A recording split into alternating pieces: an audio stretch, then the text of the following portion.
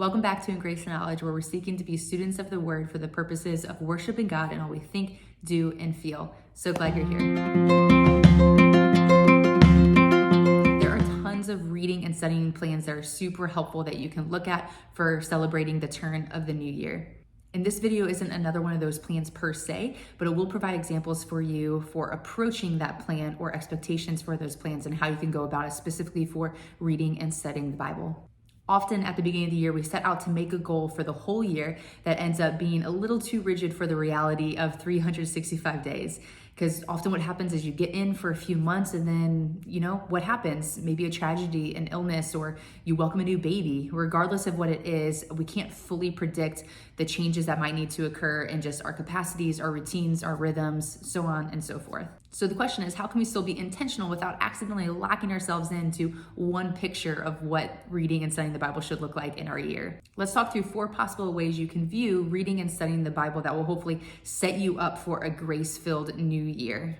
Number 1, you can combine the disciplines of reading and studying. You might be in a season of life where you have 45, 60 minutes, if not more, to spend in the Word. And so it makes sense for you to combine the discipline of reading with your studying because you have the time to actually study, to do the cross references and to do the hard work of interpretation. And so you can combine the two. So you would have readily available different resources like study Bibles or a commentary or free apps like Blue Letter Bible, Got Questions, Enduring Word, things like that are readily available for you to do both at the same time. Number 2, reading and praying or prayerful reading. This is for those seasons of life where your capacity doesn't really make room for the in-depth study that you might want to do. But when that happens, don't underestimate the power of prayerful reading.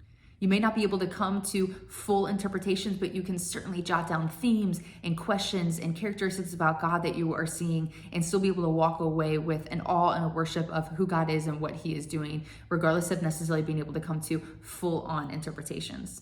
Number 3 is separating reading and studying as 2 separate disciplines.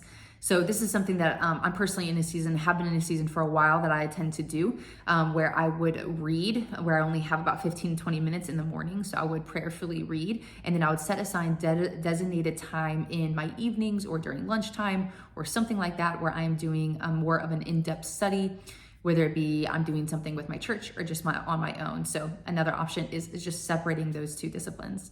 So there are 2 questions that you need to answer in order to dictate what approach might be right for you in the current season that you are in. And the first question that we need to ask is there something, a commitment in your life that will dictate the priority of which one that you do? So an example of this is in our church, we do a Bible reading plan with our whole church that we discuss at our weekly small groups. And that requires a New Testament and an Old Testament passage every single day. So because this is something that I'm doing with my community, and there's accountability there, and there's this expectation or invitation to be able to come to our small group prepared to discuss and talk about what we're seeing about the gospel in those passages. I'm going to prioritize that reading over doing something else on my own. So that does take first priority, which is one of the reasons why currently, or for a long time, I've been in a season where I separate my 2 disciplines because I need my reading to be specifically focused on the reading plan that I'm doing for my church. But then I might be doing a study with one of our classes at our church or just on my own or with some friends that I'm going to set aside a separate time for, maybe 2-3 times a week where I'm sitting down for a longer period of time. And that's something that I work out with my husband in order to plan out how that might work for a week, which I have another video talking about how you can, different tips for the busy season of motherhood that I can link down below that you can check out that will talk about kind of some of those rhythms.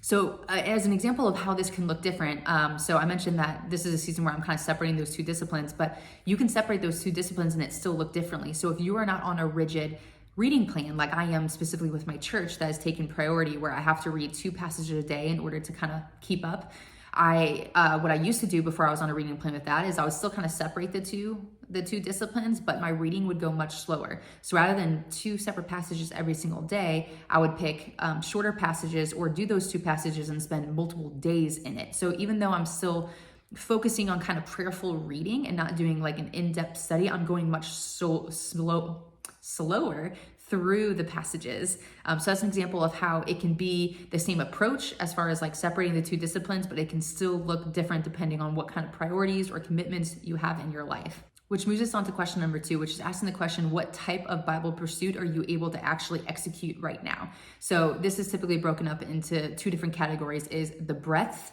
or the depth, or I guess 3 categories, or both. So breadth and depth. Reading is typically designed for the breadth, is typically where you are spending moving through the whole Bible a little bit at a quicker pace, even if you were doing it at a slower, spending multiple days in one single passage and not necessarily doing like a Bible in a year plan.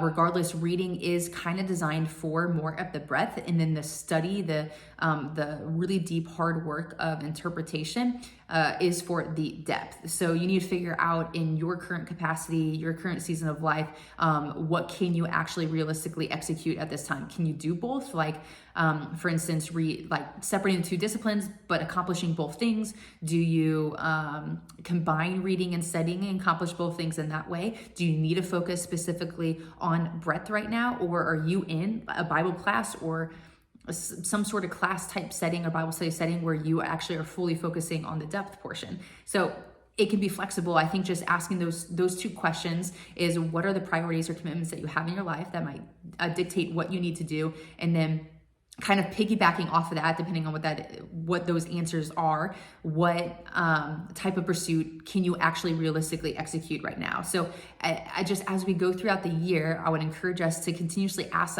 ourselves those 2 questions in order to guard ourselves away from not doing anything at all, but also guard ourselves against expecting too much, and realizing that all of those things, all of those different approaches are super helpful, but knowing and realizing that there are different ways to approach the disciplines of reading and studying can help set us up for a grace-based pursuit of Bible study and Bible reading into the new year. I hope that was helpful for you. Let me know if there was something new in there, something that you're going to implement. I would love to hear it in the comments below.